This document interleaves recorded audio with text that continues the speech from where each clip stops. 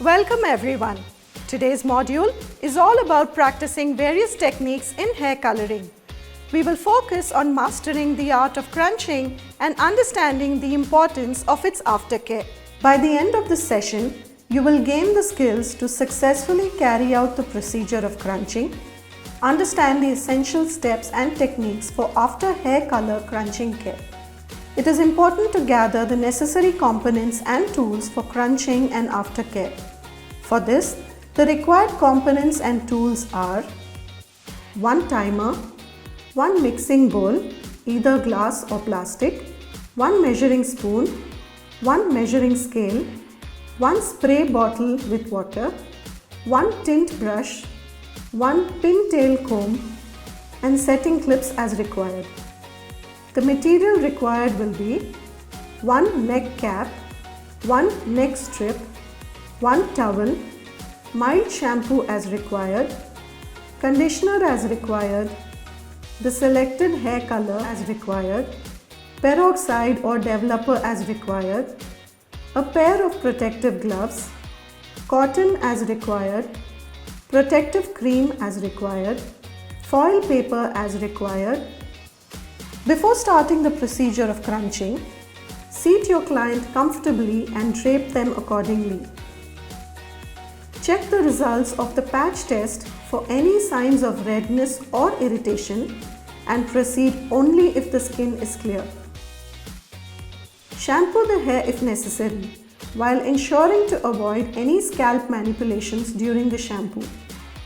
Always wear protective gloves. Let us now learn how to crunch. Start by dividing the hair into several sections using hair clips or ties.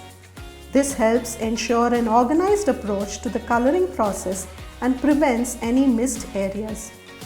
Choose a hair color product that matches your desired shade and follow the manufacturer's instructions to prepare it. This may involve mixing the colorant with a developer or using a ready-to-use formula. Before applying the color to the entire head, it is essential to do a strand test. Take a small section of hair, apply the color mixture and follow the processing time recommended by the product.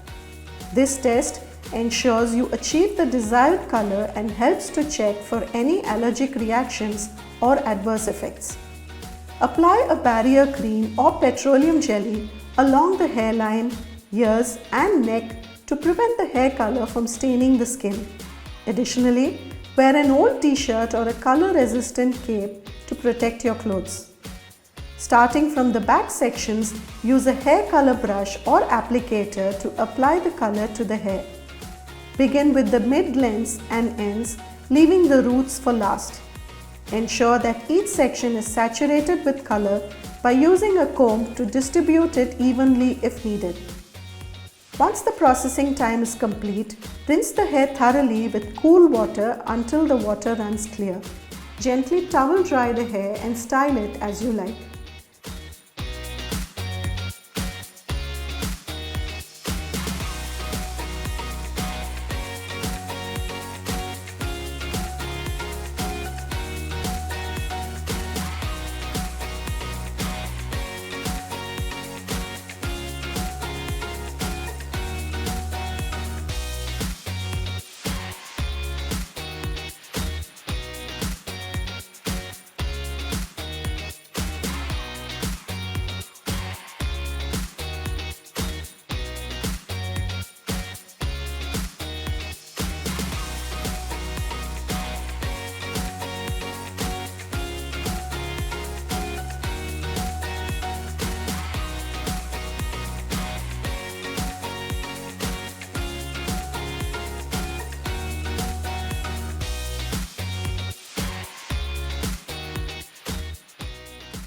After applying the color to a section, gently scrunch or crunch the hair with your hands.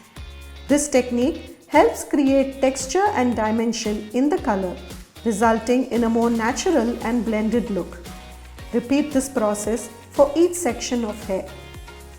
Follow the processing time specified in the hair color product instructions.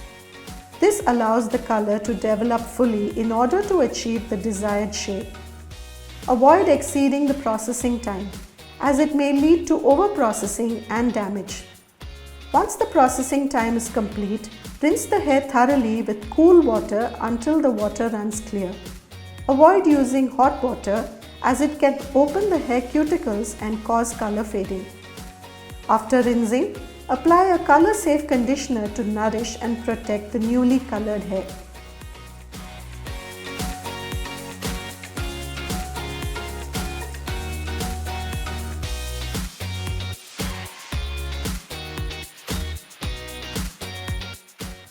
After rinsing and conditioning, gently towel dry the hair and style it as you like. You may use heat styling tools, but it is best to minimize their use to maintain the color and the hair's health.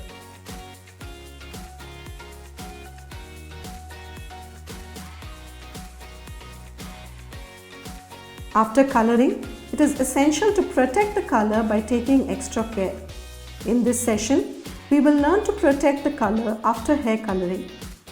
After coloring, wait for 72 hours before shampooing. When coloring hair, the cuticle layer is opened, making it easy for the color to penetrate the hair shaft. When hair is washed too soon after their appointment, the cuticle layer could still be open, which then leads to the color being washed away. It takes up to 3 days for the cuticle layer to fully close. So the longer we wait to shampoo the hair after coloring it, the more time the color pigment will have to soak into the hair cuticle, which will help the color last longer in between salon visits. Use sulphate-free shampoo and conditioner. Sodium laureth sulphate, also known as sodium laureth etasulfate, is a type of anionic detergent that is found in many personal care products. This ingredient is used to help produce a foaming effect in shampoos and conditioners. By using sulfates, you run the risk of stripping your hair of its natural oils and moisture. Try using a sulphate-free shampoo and conditioner to keep the hair color from fading.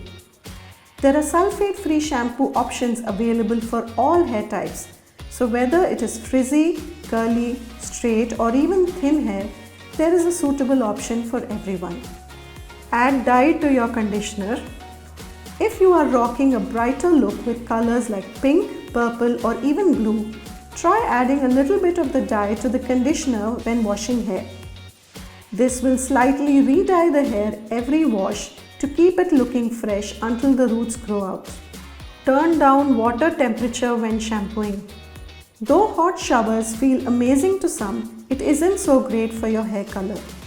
When washing hair with hot water, the hair's cuticle is opened, allowing colors to wash out while shampooing and conditioning. To prevent this from happening, try shampooing with warm water and then rinse with cold water after conditioning. The warm water will help the shampoo and conditioner to penetrate and cleanse. The cold water will help seal in the moisture from the conditioner while preventing the color from fading by sealing the hair's cuticle. Wash hair less often. Avoid washing your hair every day if you want the color to last longer. By washing hair daily, not only are you washing away the natural oils that moisturize and keep hair color looking fresh, but you are also washing away a little bit of your hair dye along with that. Try washing your hair every other day or even 2 to 3 times a week to keep your color looking vibrant. On off days, use dry shampoo. On the days when you are not washing your hair, consider using color-safe dry shampoos. These dry shampoos can indeed refresh your hair and give it a blowout-like appearance without the need for washing. They absorb excess oil, add volume and leave your hair looking clean and styled. Additionally, you can experiment with color-tinted dry shampoos to enhance and revamp your hair color, offering a salon-like touch without visiting a salon. Following these simple after-coloring care tips helps maintain the vibrancy and longevity of your hair color, ensuring it stays stunning and fresh for an extended period. In this session, we have seen how to successfully crunch hair and understand the essential steps and techniques for after hair color crunching care. Thank you for your attention and participation in this session. Let us meet again in the next session.